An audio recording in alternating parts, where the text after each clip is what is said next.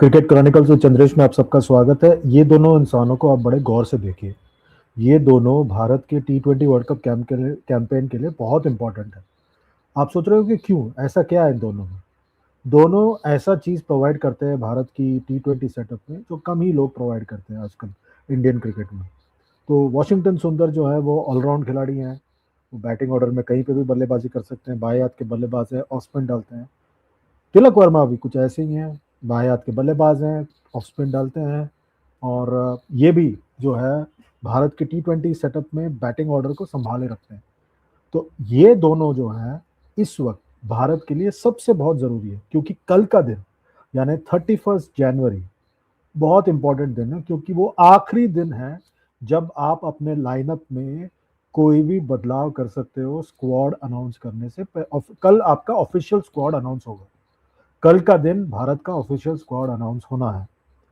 आपने भले ही दिसंबर में ही, मिड दिसंबर में ही अनाउंस कर दिया था स्क्वाड साउथ अफ्रीका सीरीज के बाद, पर कल का दिन वो दिन है जब ऑफिशियली जो स्क्वाड आपने साउथ अफ्रीका सीरीज के बाद अनाउंस किया था वो आपका ऑफिशियल वर्ल्ड कप स्क्वाड है। द वेरी फैक्ट कि ये दोनों इंजर्ड होते हुए भी भारत ने अपने स्क्वाड में कोई बदलाव नहीं करने का फैसला किया, वो बताता है आपको कि ये दोनों भारत की T20 सेटअप में कितना महत्वपूर्ण रोल प्ले करते हैं। सिलेक्टर्स ने जो है वॉशिंगटन सुंदर के जगह पर जो है रवि बिश्नोई को चुना। और रवि बिश्नोई जो है उन्होंने 2 गेम खेला न्यूजीलैंड वाले T20 सीरीज में, ठीक ठाक गेंदबाजी की, फील्डिंग भी बहुत बढ़िया किया। और रियान पराग को भी तैयार कर रहे हैं साइड बाय साइड। और रियान पराग जो है वो वहाँ पर गेंदबाजी कर रहे हैं, खेलने वाले हैं, तो बहुत कुछ करने वाले हैं वो। पर जरूरी बात यह है कि उन्होंने वॉशिंगटन सुंदर की जगह कोई लाइक फॉर लाइक रिप्लेसमेंट अब तक अनाउंस नहीं किया। रियान पराग पर उनका भरोसा था, और रियान पराग ने गेंदबाजी कुछ खास नहीं किया असम के लिए सीजन में, और वो खुद इंजर्ड होके वो तैयार हो रहे हैं। तो आई थिंक दैट ये चीज आपको समझ में आ रहा है कि ये इस वक्त वॉशिंगटन सुंदर और जो तिलक वर्मा है बहुत जरूरी है। कल भारत का आखिरी T20 मुकाबला भी है न्यूजीलैंड के साथ इस सीरीज में। T20 वर्ल्ड कप से पहले 7 तारीख को पहला मैच है। 4 तारीख को साउथ अफ्रीका के साथ वार्म अप गेम है। कहा गया है कि तिलक वर्मा मुंबई में ज्वाइन करेंगे टीम के साथ T20 वर्ल्ड कप के पहले। और 4 तारीख को जो नवी मुंबई में DY पाटिल पर मुकाबला होगा उसके पहले वो नजर आएंगे। शायद वो वार्म अप मैच भी खेलेंगे।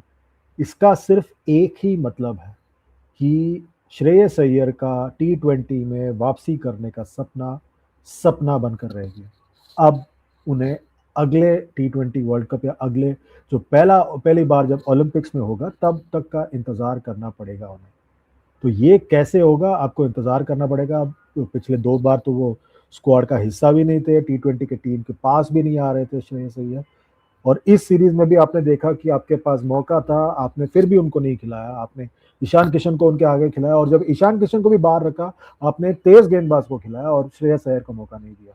तो ये मतलब साफ है कि सिलेक्टर्स, टीम मैनेजमेंट, कप्तान एकदम क्लियर है अपने मन में कि श्रेयस अय्यर का T20 क्रिकेट में कोई जगह नहीं है इस वक्त।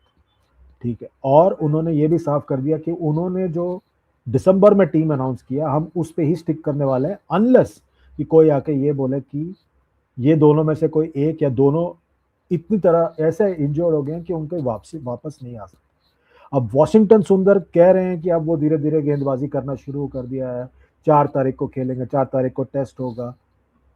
तिलक वर्मा साफ कर दिया है उन्होंने 3 तारीख को ज्वाइन कर रहे हैं।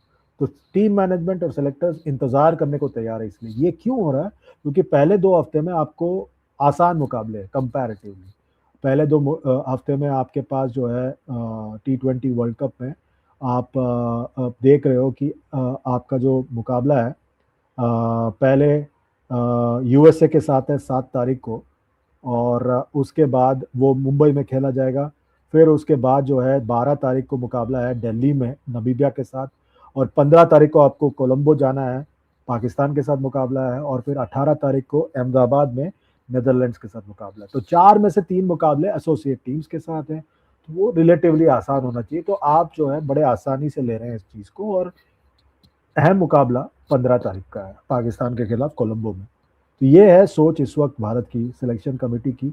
मुझे लग रहा है ये क्लैरिटी बताता है आपको, और रवि बिश्नोई का सिलेक्शन भी ये बताता है कि आपके पास कोई विकल्प नहीं है वॉशिंगटन सुंदर का। और रियान पराग पूरी तरह से स्वस्थ नहीं है, तो आपको सोचना पड़ेगा आप ये कैसा इस खाई को, मतलब इस कमी को पूरा करने वाले हैं। I think it's an interesting time India के लिए T20 वर्ल्ड कप से पहले। आखिरी मुकाबला कुछ है नहीं उसमें देखने के लिए, सैमसन पर सबकी नज़रें होगी, और लेट्स सी क्या होता है, और लेट्स सी और कैसा आगे बढ़ता है ये सारा कुछ। आपके हिसाब से क्या होना चाहिए, भारत को अपने स्क्वाड में कोई बदलाव करना चाहिए, नहीं करना चाहिए? क्या इन दोनों का इंतजार करना चाहिए, नहीं करना चाहिए? मेरे हिसाब से करना चाहिए। आपका क्या मानना है बताइए, मुझे वीडियो के नीचे कमेंट करके बताइए, लाइक कीजिए, शेयर कीजिए, सब्सक्राइब कीजिए और नोटिफिकेशन की घंटी बजाइए, सुपर चैट के जरिए सवाल पूछिए, हाइप का बटन दबाइए और यूपीआई आईडी के जरिए चैनल को सपोर्ट कीजिए। अभी के लिए बस इतना है। Good bye, God bless.